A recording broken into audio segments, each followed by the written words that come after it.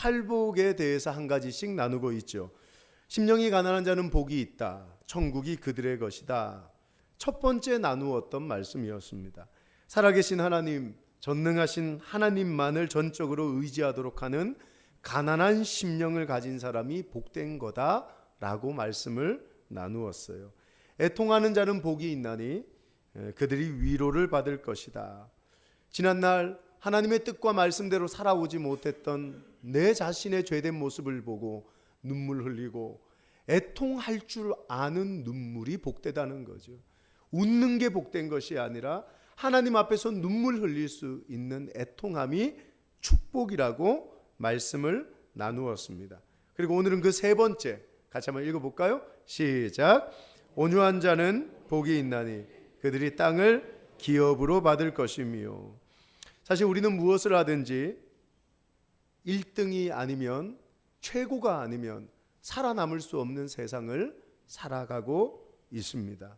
학교에서도 1등 그러죠. 직장에서도 강해야 성공하고 잘 된다고 알고 있습니다. 그래서 이 시대는 아주 강하고 경쟁력 있는 것을 선호합니다. 은연중에 힘이 있어야 성공하고 배경이 든든하고 강한 사람이 이 세상의 주체가 된다는 생각들을 우리가 가지고 있는 것이죠. 사실 이건 약육강식의 세상을 살아가는 사람들의 방법인 것입니다. 짐승적 사고라는 말이에요. 짐승적 사고. 강한 자가 약한 자를 짓밟지 않으면 살 수 없고 약한 자를 짓밟아 더 잘 사는, 이게 약육강식의 세상이라는 거죠. 요즘 우리 아이들이 이런 걸 배운 것 같아요. 그죠? 10대 중학생 아이들이 정말 비참하게 때리더라고요. 여러분 뉴스 다 보셨죠? 여중생 아이들이 아이 하나를 짐승처럼 두들겨 팬 거예요. 온몸에 피투성이가 돼서 무릎을 꿇고 소변을 먹이고.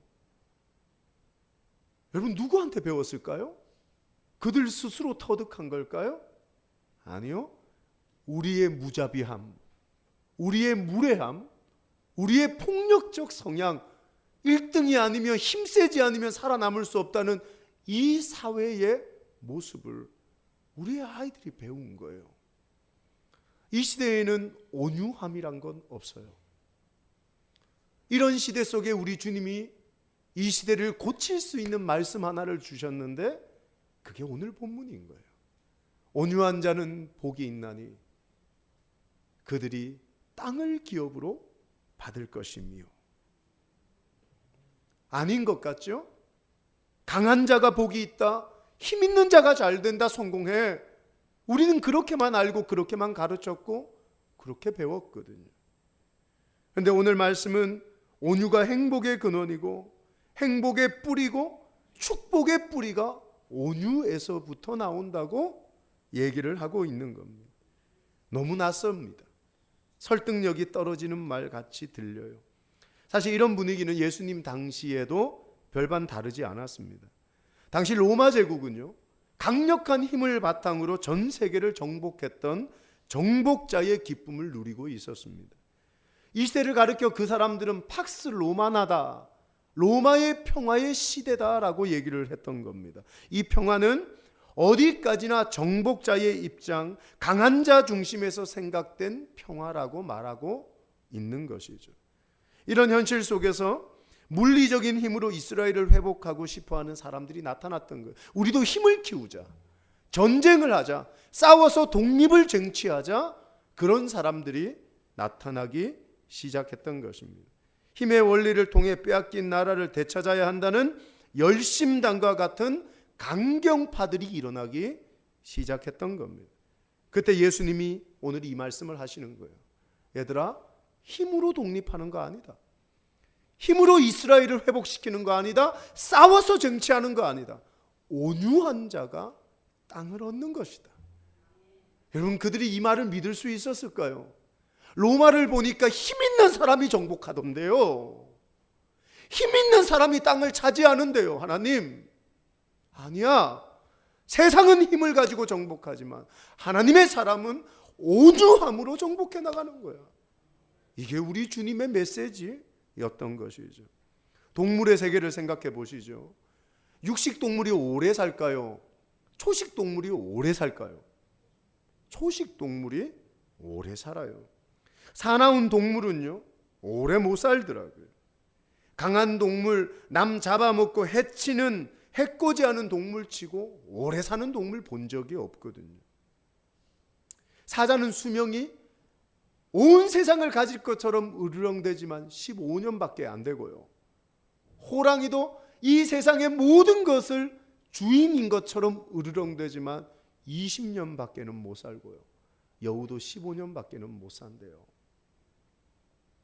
여러분, 우리 속에 사나움이 있으면 고쳐야 돼요.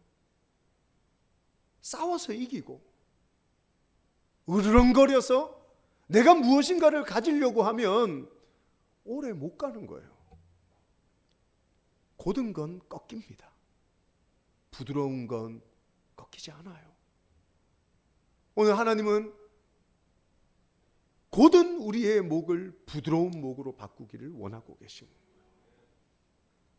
여러분, 거북이를 보세요. 얘는 강하지도 않거든요. 얘는 남 해치지도 않아요.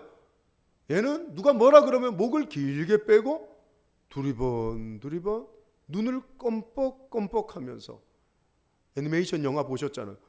안녕.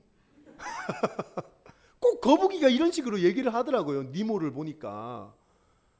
거북이는 누가 뭐라 그러든요, 상관하지 않아요. 100년을 넘게 살더라고요.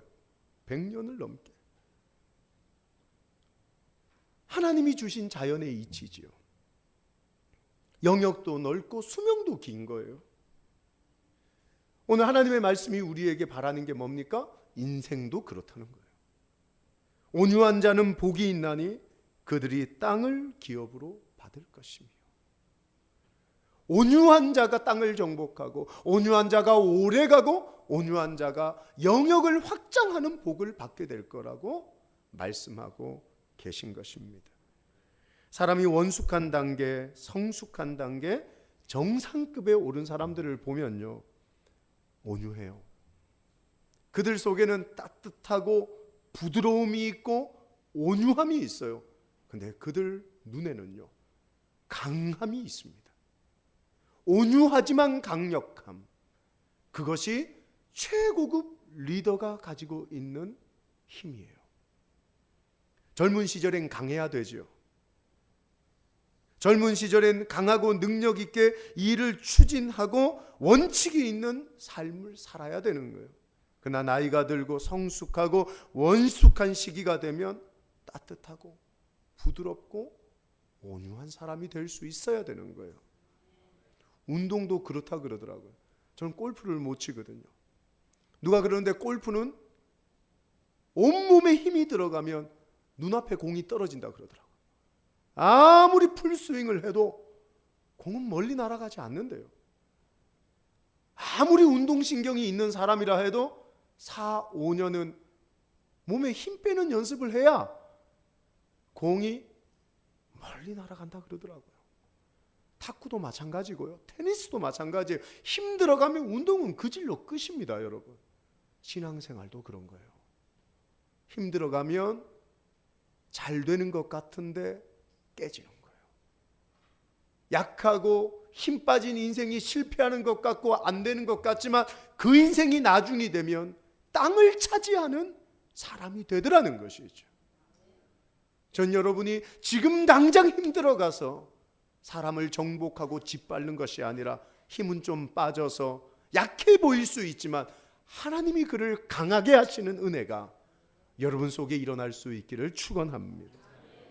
사랑하는 여러분, 하나님의 은혜는 온유한 자에게 부어지는 것이죠.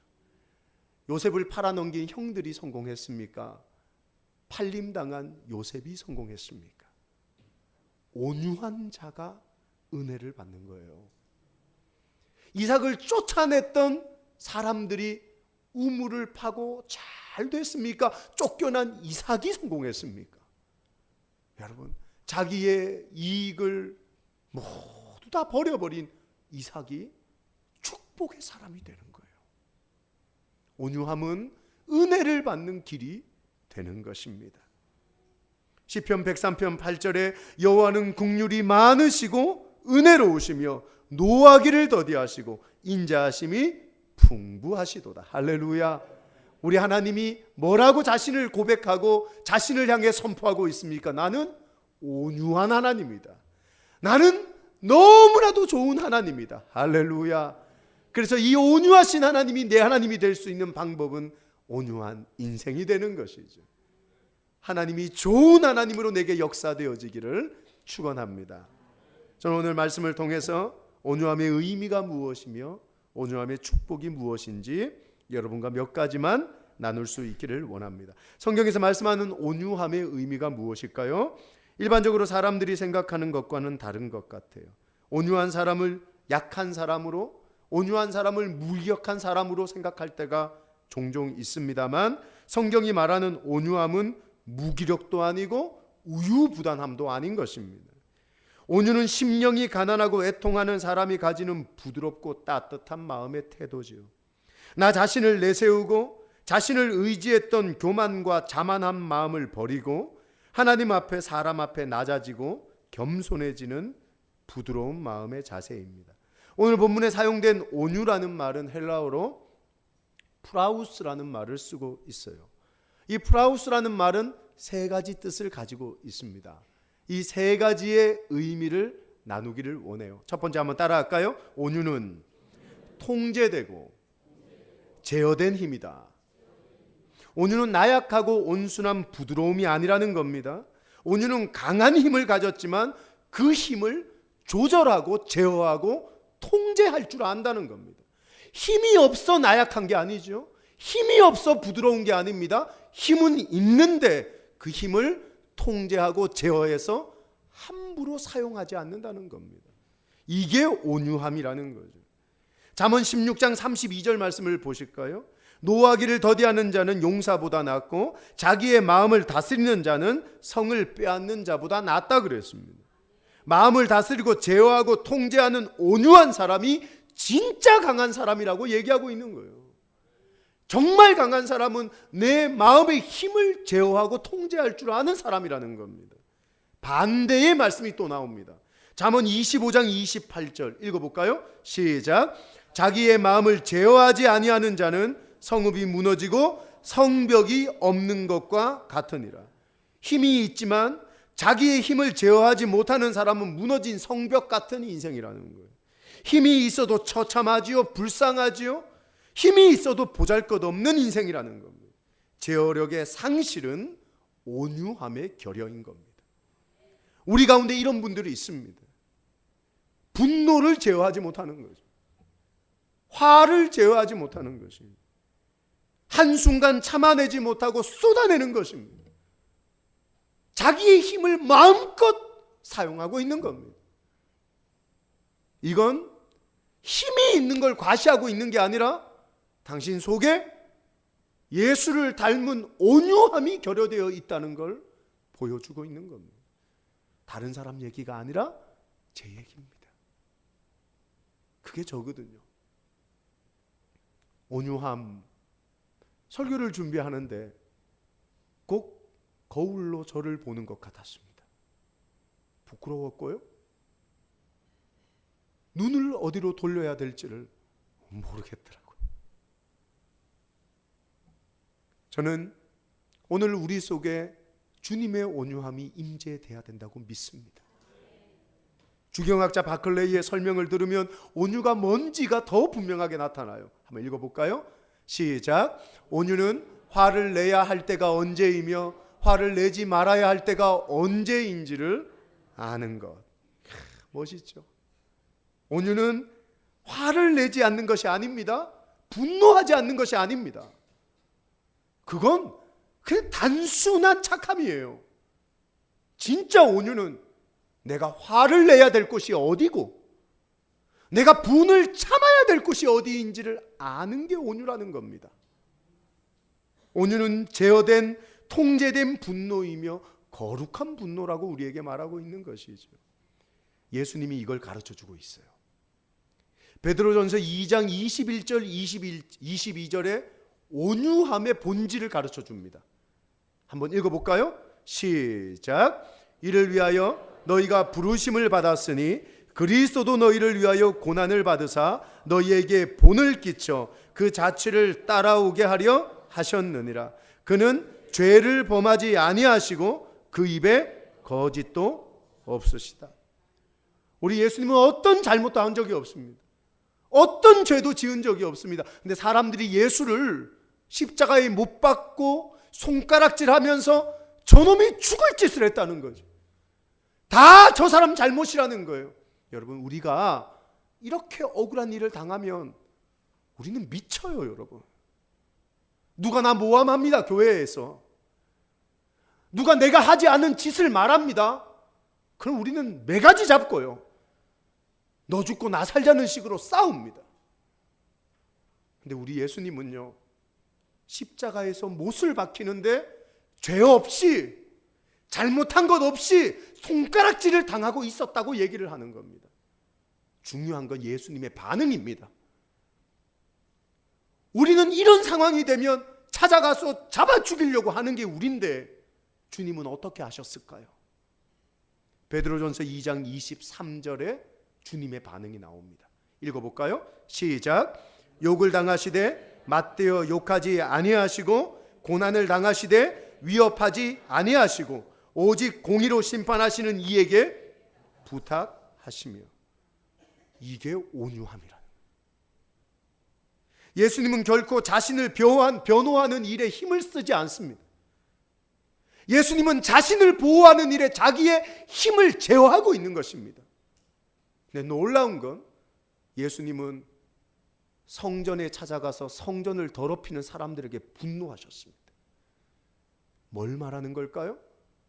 나를 위해서는 힘을 제어하고 나를 위해서는 용서하되 하나님의 영광을 위해서는 분노를 터뜨리는 것입니다. 온유는 뭡니까? 부드러운 비겁이 아닙니다. 온유는 화를 내야 될 곳에 낼 줄 알고 거룩한 분노를 터뜨려야 되는 곳에 분노할 줄 알며 나를 위해서는 참을 줄 아는 게 온유라는 겁니다. 우리 예수님이 이렇게 사셨던 것입니다. 예수님은 자신을 욕하는 사람들 앞에서는 욕을 먹었습니다. 감당을 하는 것입니다. 힘을 제어했습니다. 하지만 하나님의 영광이 짓밟히는 곳에서는 참지 않았습니다. 우리도 이렇게 살아야 할 줄 믿습니다. 우리는 나를 위해서는 힘을 쓰는데 하나님을 위해서는 힘쓰지 않습니다. 나를 변호하는 일에는 모든 힘을 써서 싸우는데 하나님의 영광이 떨어지고 하나님을 변호하는 일에는 뒤로 숨어버립니다. 죄송합니다. 이게 비겁한 것입니다. 오늘 주님의 온유함이 우리 속에 일어날 수 있기를 바랍니다. 교회를 오래 다닌 게 성숙이 아니죠. 직분을 가진 것도 성숙이라고 말할 수 없습니다. 온유함이 성숙인 것입니다. 할렐루야. 우리 예수님은 이렇게 자기를 위해 자신의 힘을 제어했습니다. 너무나도 많은 사람들이 하나님이 욕먹고 하나님이 불이익 받는 일 앞에서는 침묵하지만 내 기분이 상하면, 내가 조금만 불이익을 받아도 분노하는 비겁함을 가지고 있습니다. 우리 원남교회는 정말 주님의 온유함을 닮아서 주님을 위해서는 분노하지만 자신을 위해서는 힘을 통제할 줄 아는 성숙한 사람이 되기를 바랍니다. 두 번째 한번 따라 합시다. 온유는 순종하는 것이다. 온유라는 말의 이 본 뜻이 길들여지지 않은 동물을 길들인다 라는 뜻을 가지고 있습니다. 사실은 야생의 동물을 데려와서 조련사가 조련을 하는 의미가 있다는 것이죠. 야생의 동물은 아무리 좋은, 품질이 좋은 동물이라 해도 길들여지지 않으면 이익이 되는 것이 아니라 해로운 것입니다. 야생마를 데려왔습니다. 이야, 너무 멋집니다. 근데 그 야생마가 앞발을 한번 들 때마다 사람들이 실려 나가는 겁니다. 맞잖아요, 그죠?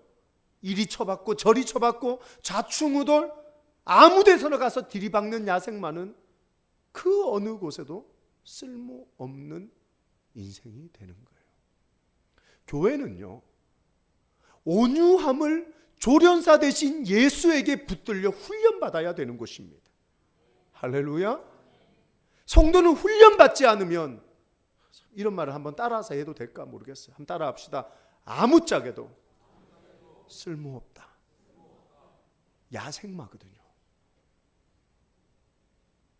훈련받지 않은 성도는 10년을 다니고 20년을 다녀도 야생마예요.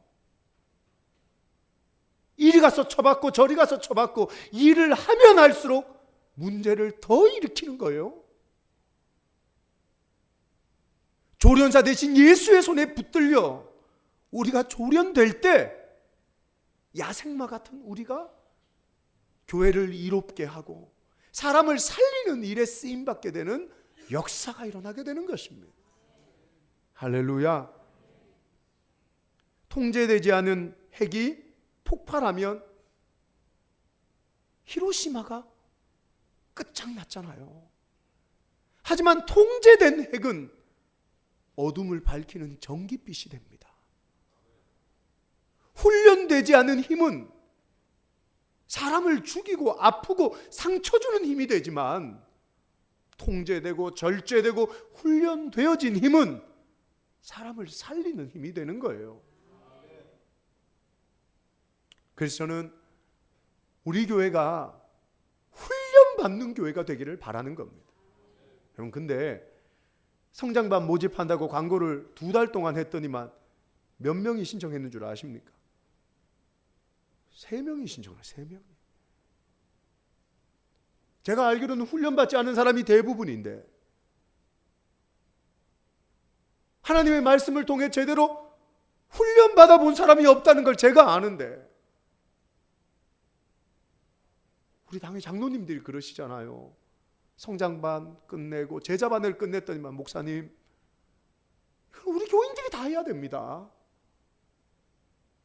훈련 받아야 쓸모 있는 성도가 될 수 있습니다. 여러분, 훈련 받으셔야 돼요. 안 그러면 주님 오시는 그날까지 야생의 짐승밖에는 안 되는 겁니다. 온유는 사자 같은 분노를 길들이고 분노의 이리를 어린 양처럼 온순하게 길들이죠. 낚시 바늘 같은 우리의 마음이 바다 같은 마음으로 바뀌고요. 독침 같은 우리의 혀가 사람을 칭찬하고 위로하고 격려하는 혀로 바뀌는 것이고, 권투 선수처럼 무자비했던 우리의 주먹이 쓰러져 있는 사람을 일으키는 손이 되는 것이죠. 훈련을 통해 우리의 조련사 대신 예수 그리스도에게 붙들리면 우리의 삶이 이렇게 다 바뀌게 되는 거예요. 여러분, 주님이 주시는 말굽을 박으세요. 사람들은 그러더라고요. 세상 사람들은 그게 얼마나 하나님 우리를 붙들려고 말이야. 그분이 왜 자꾸 우리의 발에 말굽을 박으려고 하는지 이해를 못하겠다는 거예요. 하지만 그때 유용한 인생이 될 수 있는 거예요. 여러분, 조련사 대신 하나님을 조련사로 삼지 않는 민족을 보세요. 저 위쪽 나라, 조련사 없는 동네거든요. 그랬더니만 핵을 만들어서 니도 죽고 나도 죽고 우리 다 죽자고. 조련사가 없는 인생은 그런 거예요, 여러분. 하지만 유능한 조련사이신 하나님에게 붙들리면 너도 살고 나도 사는, 나를 통해서 네가 살게 되는 그 일에 우리가 쓰임받게 된다는 말이에요. 온유한 사람은 자기의 뜻대로 고집 부리는 게 아니라 하나님의 뜻대로 순종하는 사람이 되는 것이죠. 따라합시다. 온유는 하나님을 전적으로 의지하는 신앙이다. 여기 온유함이라는 것은 우리의 삶에 어떻게 반응하냐 하면요, 내가 인간관계 속에 온유함을 통해 이 사람을 용서하게 되는 것이죠. 사람은 누구나 다 미워하는 사람이 있어요. 여기 앞에서 설교하는 목사는 겨드랑이에서 날개가 돋아나서 천사처럼 미워하는 사람이 없을까요? 아니에요, 여러분. 저도 문득 저도 놀랄 정도로 사람이 미워질 때가 있어요. 어제는 저도 차를 타고 가는데 제 옆에 아들이 있는 걸 모르고 세상에 제가 아이씨 아들이 아빠 C 뭐라고 하셨어요? 그러더라고요. 아, 알파벳 C가 참 행복해. 아들이 깜짝 놀라더라고요. 문득 그런 거예요, 여러분. 참 부끄러워요. 요셉을 보면요, 온유함이 얼마나 큰 신앙인지를 우리에게 가르쳐 주거든요. 요셉의 인생을 생각해 보면 형들을 용서할 수 있겠습니까? 은 30 받고 동생을 팔아넘겼습니다. 노예로. 애굽의 국무총리가 돼서 형들을 만났을 때 나 같으면 형들을 죽였을 겁니다. 곤장을 만대를 쳐라. 죽으라는 말이거든요. 죽여라 이 말입니다. 근데 요셉은 그러지 않았습니다. 요셉은 온유함의 은혜를 받았던 겁니다. 그때 어떻게 합니까? 심판은 하나님의 것이고 사랑은 나의 몫이라고 믿은 것입니다. 온유는 믿음을 바탕으로 한 용서가 일어나게 하는 것입니다. 하나님이 살아계신 걸 못 믿으면요, 온유함으로 사람을 용서할 수가 없는 거예요. 여러분, 내가 왜 심판해야 됩니까? 내가 하나님도 아닌데요. 하나님이 심판자의 자리에 앉으시고 우리는 힘들어도 사랑하려고 애쓰는 주님의 제자들이 될 수 있기를 축원합니다. 자, 이제 온유함에 주시는 하나님의 축복이 있습니다. 다시 한번 읽어볼까요? 오늘 말씀을 시작. 온유한 자는 복이 있나니 그들이 땅을 기업으로 받을 것이며. 온유한 자가 땅을 기업으로 받는다라는 이 말은 지경이 넓어지는 복을 받는다라고 말씀하고 계신 겁니다. 얼핏 생각하면 팍스 로마나 로마가 땅의 주인이지 않습니까? 강한 사람, 힘센 사람이 지경을 넓혀가는 거 아닙니까, 목사님? 이라고 생각하실 수 있겠지만 성경은 그렇게 말하지 않습니다. 시편 37편 11절을 보면 오직 온유한 자는 땅을 차지하며 풍부한 화평으로 즐기리로다. 성경을 보면 온유한 자들이 잘 되는 것을 보았죠. 아까 전에 말씀드린 요셉이 형들보다 성공합니다. 이삭이 우물을 빼앗은 자들보다 축복받습니다. 그게 온유함의 복이라는 것이죠. 온유함은 풍성히 얻는 복이 임합니다. 한번 따라합시다. 땅을 기업으로 얻는다. 이 말은 1차적으로 하나님 나라가 내 나라가 된다, 천국의 백성이 된다 라는 의미가 있습니다만 정말 땅을 기업으로 받는다는 의미도 있습니다. 우리나라 40대 부자들에게 물었어요. 어떻게 하면 이 시대의 부자가 될 수 있을까요? 40명이 하나같이 했던 말이 뭐냐 하면 주식 아니라는 겁니다. 저축 아니라는 겁니다. 우리나라에서 부자 될 수 있는 유일한 방법은 부동산밖에 없다 그랬습니다.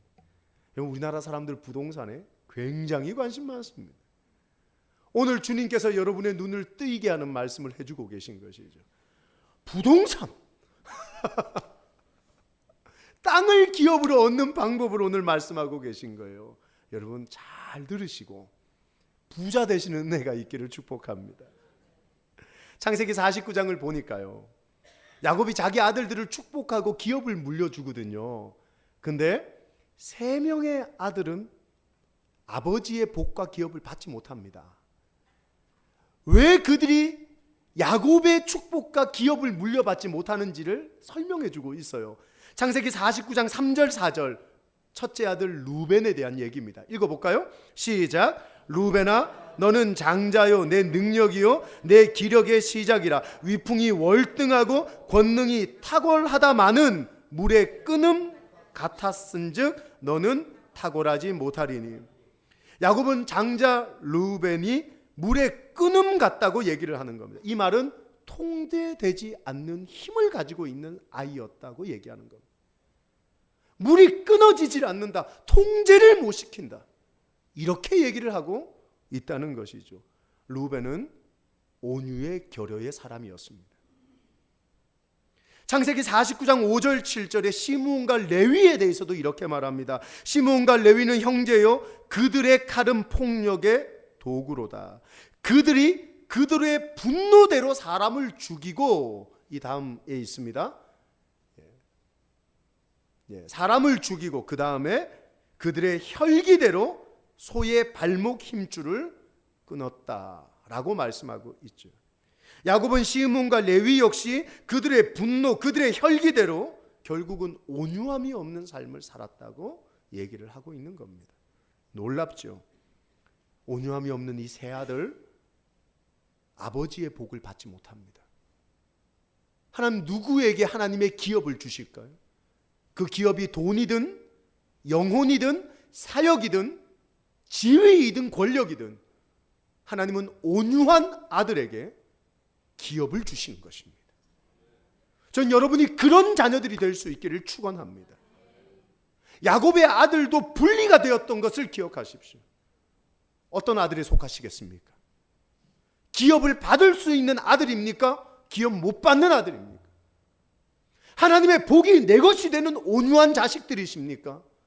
하나님의 복에서, 아버지의 복에서 제외되는 인생이십니까? 아버지의 복이 내복되어지는 온유한 인생이 될 수 있기를 축원합니다. 온유함으로 축복받아 축복의 통로로 쓰임받는 여러분 되기를 축원합니다. 따라합시다. 온유는 사람을 얻는다. 강력한 리더십을 가진 사람, 강한 사람이 사람을 얻는다고 착각합니다. 여러분 군대에서 위관급 장교라 그러죠. 소위, 중위, 대위. 이들에게 요구한 덕목 중에 하나는 용기입니다. 그래서 용장이 될 것을 요구하는 겁니다. 왜냐하면 그들은 좀 낮은 지위의 계급이기 때문에 앞서서 용기 있게 싸워야 되는 거거든요. 근데 영관급 장교, 소령, 중령, 대령들에게 요구하는 덕목은 지혜입니다. 그래서 그들은 지장이 되기를 바라고 있는 거죠. 계략을 짜야 됩니다. 작전을 짜야 됩니다. 지혜로움이 있어야 전쟁에서 승리하게 되기 때문입니다. 하지만 장군급 사람들에게 지혜와 용기를 덧붙여 덕 있는 사람이 되기를 원하고 있습니다. 그걸 덕장이라 그래요. 덕장. 여러분 덕 없는 장군 요 근래 신문에서 보셨죠? 덕 없는 사람은 자기 밑에 있는 부하한테 고소당합니다. 여러분. 덕 없는 사람은 사람을 얻지 못하는 것입니다. 자기 밑에서 일 시키던 부하들이 고소하고 고발하고 결국은 그 지위에서 내려오는 비참한 사람이 되고 마는 것이죠. 하지만 덕이 있는 사람은요, 모든 사람을 내 사람으로 얻을 수 있는 길이 열리는 것입니다. 젊을 때는 똑똑하다, 똘똘하다는 말이 정말 칭찬의 말이었습니다. 근데 여기 오늘 기도해 주신 우리 장로님 연세가 되셨는데 장로님 똑똑하십니다. 이거 가만히 생각하면 욕입니다. 우리는 똑똑하다는 말이 아니라 거기에서 디귿 하나 빼서 그리고 오자를 어로 바꿔서 덕덕합니다 라는 말을 들을 수 있어야 됩니다. 나이가 들고 그 사람의 성품이 더 성숙해지면 우리는 덕덕해져야 됩니다. 온유한 사람이 돼야 사람을 얻는 사람이 되는 거죠. 우리 교회가 3년 2개월 전에 40대 초반의 목사를 담임 목사로 청빙을 하셨습니다. 저는 똘똘한데 덕덕하지는 못합니다. 기도합니다. 하나님, 나이가 들어 늙어감이 아니라 젊지만 덕덕한 자가 되게 하여 주옵소서. 이게 제 기도 제목입니다. 덕덕한 자가 되게 하여 주옵소서. 그래서 사람을 얻었으면 좋겠어요. 진짜 부한 건 사람을 얻는 거거든요. 한번 따라합시다. 온유함은 평안이다. 아까 읽었던 시편 37편 11절에 오직 온유한 자는 땅을 차지하며 풍부한 화평으로 즐기리로다. 온유한 사람은 땅을 얻을 뿐만 아니라 화평이 임하는 인생이 된다고 얘기하고 있는 겁니다. 이게 얼마나 큰 복인지 몰라요. 우리 가정에요, 온유한 사람이 있으면 평화가 임합니다. 가정에 아내가 온유하지 못하면요, 온 가족이 전쟁터예요. 이 좀 있으면 명절이잖아요. 온유하지 못한 아내, 온유하지 못한 남편, 온유하지 못한 자식들이 있으면요, 모여서 싸웁니다. 온 가정이 지옥이 되는 거예요. 하지만 온유한 사람이 한 사람만 있어도 예수님처럼 자기를 죽여 참는 역사가 일어나는 거예요. 참 위대한 것. 그러면 지옥이 천국으로 바뀌는 거예요. 교회가 어떻게 천국 될 수 있다고 생각하세요? 목사가 설교를 잘해서요? 아니에요, 여러분. 온유한 자가 이곳저곳에서 성숙함으로 일어나면 우리 원남교회는 천국이 되는 거예요. 지상 천국. 그래서 우리는 너무너무 행복하니까 진짜 하나님이 만들어주신 천국에 가고 싶어 하지 않을까 봐 하나님이 때때로 우리한테 온유하지 않은 사람을 붙여주시는 거예요. 천국에 대한 소망을 좀 가지라고. 그래, 저 천국은 진짜 온유한 사람들이 있는 곳일 거야. 여러분, 이곳에 온유하지 않은 사람들이 내 주변에 있다 해도 나만이라도 온유해서 가정의 천국, 교회의 천국을 만들어 가시는 여러분 될 수 있기를 축원합니다. 여러분, 우리가 온유함의 의미도 살펴봤고 온유함의 축복도 살펴봤습니다. 그럼 중요한 건, 목사님, 어떻게 하면 온유해질 수 있는 겁니까? 온유함의 비결도 한번 알아봐야 되지 않겠습니까? 온유함의 비결 3가지만 나누고 마치겠습니다. 첫 번째, 따라합시다. 깨어지고 부서지는 훈련. 모세는 힘이 있는 젊은 사람이었습니다. 그는 바로의 왕궁에서 교육을 받고 혈기왕성한 젊은이였습니다.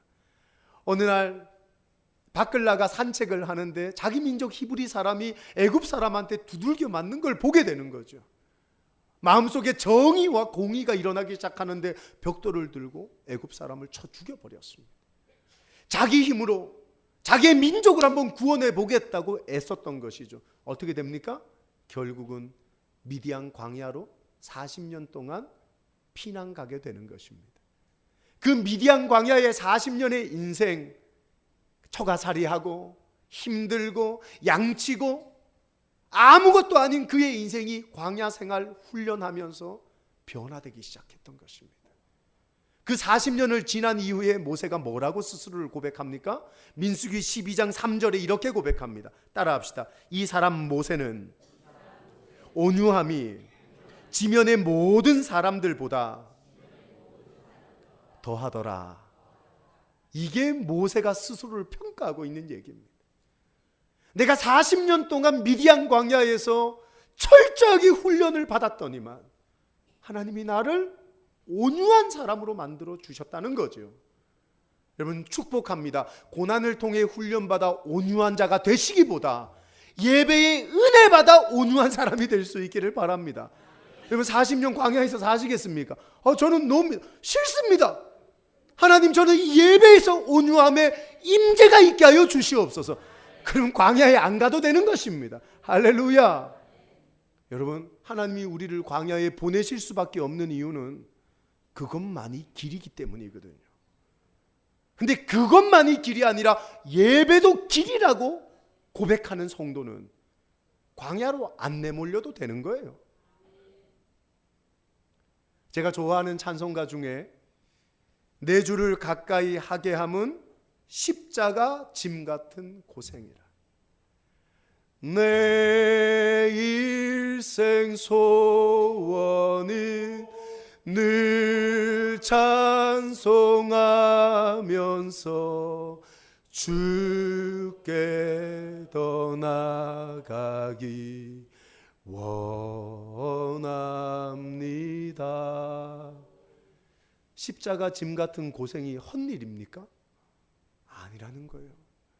십자가를 졌더니만 어느 날 주께로 나아가는 복의 문이 열렸다는 거예요. 주님의 온유함을 담는 길이 훈련 가운데 있더라는 거죠. 내게 찾아온 고통과 어려움이 있다면 오늘 주님이 내게 주님의 성품인 온유를 요구하고 계시는 거구나. 오늘 이 자리에서 요구하십시오. 하나님, 40년의 광야보다 성령의 온유함의 기름 부음이 임하게 하여 주시옵소서. 은혜 주실 줄 믿습니다. 두 번째 한번 따라할까요? 예수님의 온유함을 담자. 마태복음 11장 29절 말씀을 보니까 나는 마음이 온유하고 겸손하니 나의 멍에를 메고 내게 배우라 명령하셨지요. 우리 주님은 우리에게 당신의 온유함을 배울 것을 도전하고 계신 것입니다. 교회 왜 나오십니까? 마음의 위안을 얻기 위해서요? 위로를 얻기 위해서요? 아니요. 하루 이틀 교회를 나오면 나올수록 예수를 닮기 위해 나오는 겁니다. 신앙이 그래서 어려운 거예요. 헌금 몇 푼 내고 꼭 놀이공원 들어가는 것처럼 입장해서 여기서 위안만 얻고 나오면 신앙인 줄 아는데 그게 아닌 거예요. 다니면 다닐수록, 신앙생활을 하면 할수록 예수를 닮아야 되는 인격이 무서운 거예요. 이게 어려운 거예요. 목사로 세상을 삽니다. 정말 무서운 게 뭐냐 하면 10년이 지나 20년이 지나 어느 날 제 아들들이 아빠, 나 교회 안 다니려고요. 왜 그러냐 너? 아빠 보니까 뭐 개코 다른 것도 없는 것 같고 한번 찌질한 것 같고 사람들 앞에서는 뭐라 소리 지르는데 집에 오니까 난 잘 모르겠어요 아빠. 저는 이게 너무 무서워요. 전 진짜 이게 무서워요. 저는 우리 교회가 300명에서 뭐 1,500명이 되고 2,000명이 되고 저는 이것보다 저는 시간이 지나 어느 날 하나님에게도 평가받겠지만 내 아내에게 평가받는, 내 아들들에게 평가받는, 우리 장로님들에게 평가받는 제가 목사님 때문에 내가 예수님을 알게 됐어요. 목사님을 보고 예수님을 닮아갈 수 있었어요. 이랬으면 좋겠어요. 우리 장로님들 축복합니다. 이런 지도자들이 될 수 있기를 소망합니다. 우리 성도님들 축복합니다. 이런 어머니가 되고 이런 아버지가 될 수 있기를 축원합니다. 주님의 성품을 날이 가면 갈수록 더 닮아가는 귀한 은혜가 우리 가운데 성숙으로 나타나야 하는 것입니다. 세 번째 한번 따라할까요? 성령 충만받아 변화되자. 베드로는 온유한 사람이 아니었습니다. 그는 함부로 말하고 과격한 행동을 서슴없이 하는 사람이었어요. 어느 날은 칼을 빼들고 어느 종의 귀를 잘라버렸죠. 화가 나니까. 우리도 언제든지 내 마음에 있는 칼을 빼들 수 있는 무시무시한 사람들이에요. 그렇죠? 언제 그 칼을 뺄지 결정하지 못해서 그렇지. 언제든 이 칼을 빼서 집사님도 뵐 수 있고 내 자식들도 뵐 수 있고 옆에 있는 사람도 찌를 수 있는 거예요. 베드로가 그런 사람이었단 말이죠. 근데 그가 오순절 마가의 집에서 성령을 받아요. 충만한 은혜를 받았어요. 달라지기 시작하는 거죠. 성령의 충만함은 우리의 삶을 바꾸는 능력이 있는 줄 믿습니다. 그래서 우리는 언제든 분노의 가시가 자라고 미움의 가시가 자라고 용서하지 못하는 가시가 자라나는 내 삶의 한가운데 성령의 은혜가 임하면 분노의 가시도 떨어져 나가고 미움의 가시도 떨어져 나가고 용서하는 사랑으로 채워지는 역사가 일어나게 되는 것입니다. 가물어 메마른 땅에 단비를 내리시듯 성령의 단비를 부어 새 생명 주옵소서. 온유함이 결여된 우리의 가물어진 심령에 성령의 단비가 임하기를 축원합니다. 말씀을 정리합니다. 온유는 우리가 생각한 부드러움이나 약함이 아니에요. 온유는 강함입니다. 그 누구도 이길 수 없는 강력함인 것입니다. 온유라고 해서 착한 것이 아닙니다. 분노할 때 분노하고 참을 때 참을 줄 아는 힘의 통제죠. 이런 분들이 될 수 있기를 축원합니다. 온유는 순종입니다. 훈련된 야생마가 하나님 앞에 사람들 앞에 유익한 인생이 되는 것처럼 우리가 그렇게 훈련되면 순종하고 주님의 말굽을 우리의 발에 끼울 수가 있는 거예요. 그런 인생이 온유한 인생이라는 겁니다. 온유는 신앙입니다. 여러분, 온유는 축복이라 그랬습니다. 땅을 얻습니다. 사람을 얻습니다. 평안을 얻습니다. 온유의 비결이 뭡니까? 훈련, 인생의 고난과 어려움을 통해 받는 훈련을 가지고 우리는 온유를 가질 수 있습니다. 예수를 닮음으로 온유를 가질 수 있습니다. 성령의 충만함으로 온유를 가질 수 있습니다. 온유를 사모하는 여러분 될 수 있기를 축원합니다. 같이 찬양하고 기도하겠습니다.